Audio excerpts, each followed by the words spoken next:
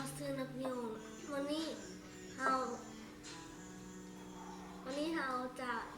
มาปิ้งขนมกับกินนมน้ำกระต่าย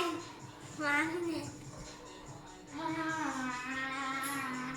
มีอะไรปิ้งขนมไปปิ้งขนมไปสบายดีค่อยซื้อเขาซื้อกระต่ายเด้อไป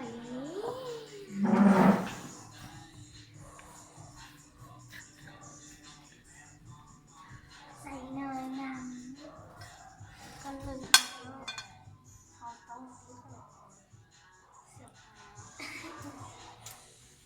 เป็นอย่างคือบ่อยแม่เฮ็ดเขาเฮ็ดเองเป็นแล้ว เฮ็ดเองเป็นว่ะเลย อ๋อเฮ็ดจังได๋เนี่ยเอ้าอืมถ้าให้มันต้องขุ่นก่อน ได้สิเอาหยังทาใส่บัดนี้เอาเนยทาใส่เอาเนยแต่เบิ่งดูเนยหยังก็เนยแซ่บว่ะแซ่บมันหอมแท้เลย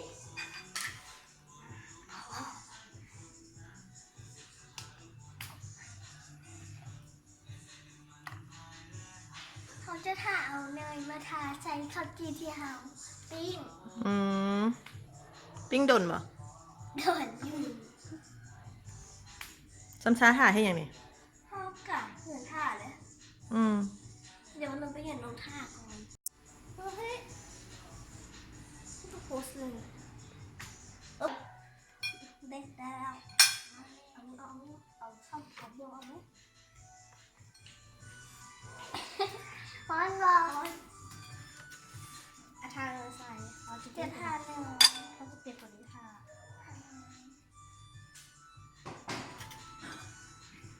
เฮ็ดเรียกซอยแม่ได้แล้วว่ะได้แล้ว อ๋อดุปานนั้น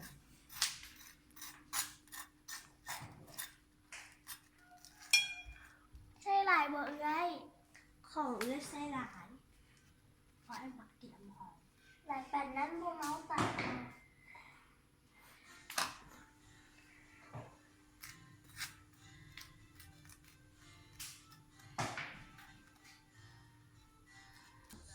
นี่เบิ่งไหมเป็นตาแซ่บบ่ถ้าไผ่บ่ฮู้เฮ็ดกับเบิ่งคลิปนี้ได้เลยเจ้าปิ้งเจ้าใส่จักนาทีลูก2 2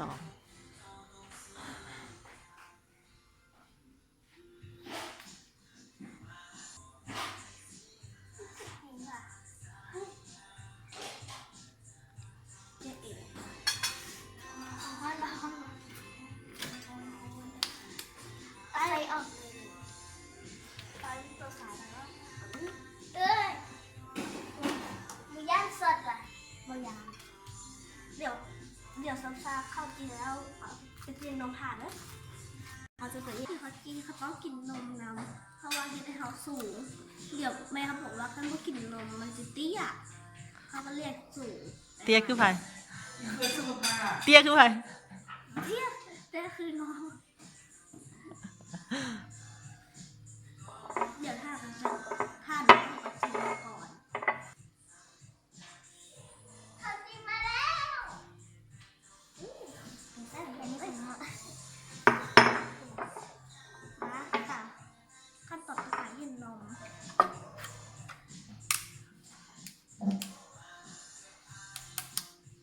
มันจืดว่ะมาหนึ่งก่อนย่างเทียถวายต้องเต็มของน้องเราคือสมิกกระต่ายคือบ่เย็นเอง เฮ็ดเองก็ได้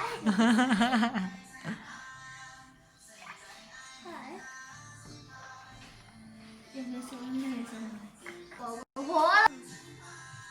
ลองกินเบิ่งว่ามันจะแซ่บบ่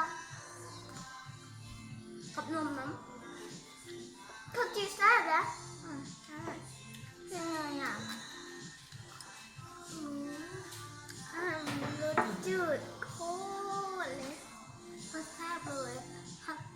ถ้าแซ่บแบบนี้ลองเลือกเด้อลองไปเฮ็ดเบิ่ง ทำให้พ่อแม่เห็นให้เด้อใหญ่แล้วบ๊ายบาย